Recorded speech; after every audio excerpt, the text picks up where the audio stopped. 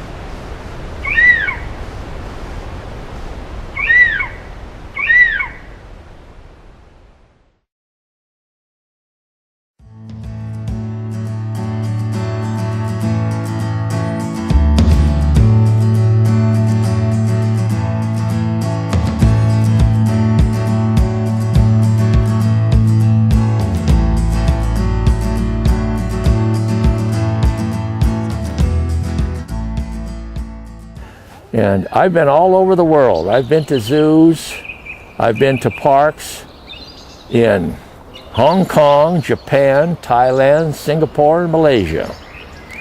And I've seen wild monkeys running in parks. I've seen wild people in parks and everything else.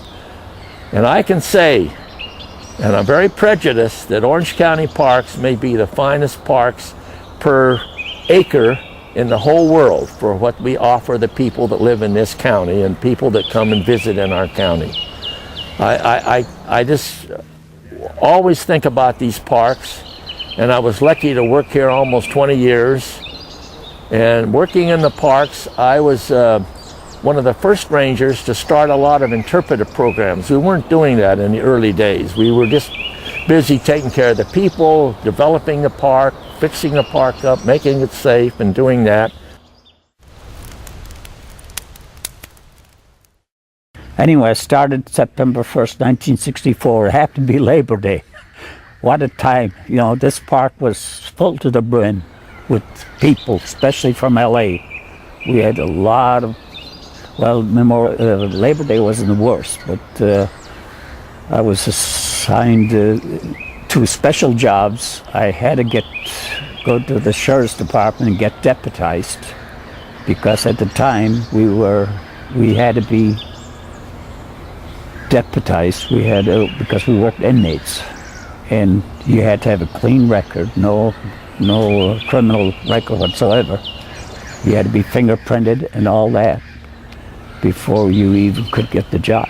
So I had to show my citizenship paper also at personnel. I had to make sure that everything was clear before I was hired. But then I was assigned here to special jobs. I had to get a Class 3 license because I was going to the T.O. Lacey jail or whatever, pick up inmates, myself and the other man, and to get 25 to 30 inmates. We had a special truck with a canvas on it to take people to Irvine Park, our inmates, to work, pick up trash. We used to pick our own trash and our own garbage truck. At that time, there was a tree man, equipment operator, carpenter, and there was 25 people total, including the clerk, that worked between Irvine and O'Neill. That's the only two parks we had. And it stayed like that for quite a while, until about 67 that I took an exam for a test, rather. And I was then hired for, or promoted for, Miles Square Regional Park. That was just going to be built, or they was started on it. And Federley Park was going to be built shortly after that. There was two other, I was promoted to foreman by that time. And the other two foremen that was here, one got sick and he didn't work no more. He was at O'Neill Park. And the other foreman, he was going to be assigned to stay here or go to Federley Park. Both Miles Square and Federley was almost built at the same time.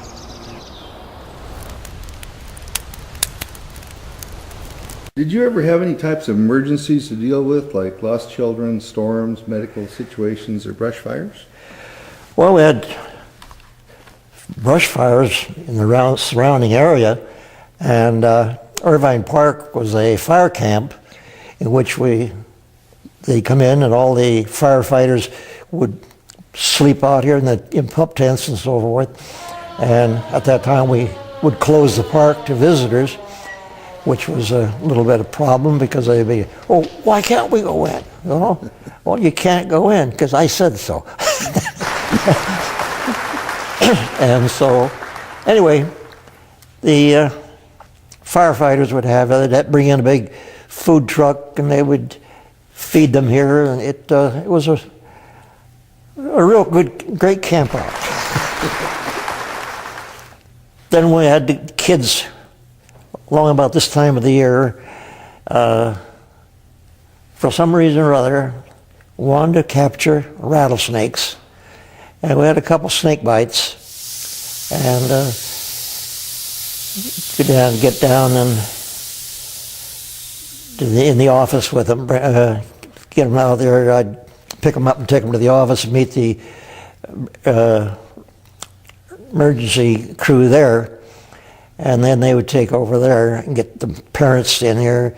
Some of the mothers, they couldn't understand that he wouldn't be doing things like that. Well, why would he have this pellet case with him? What? That's... Oh, no. We'll talk about that when we get home.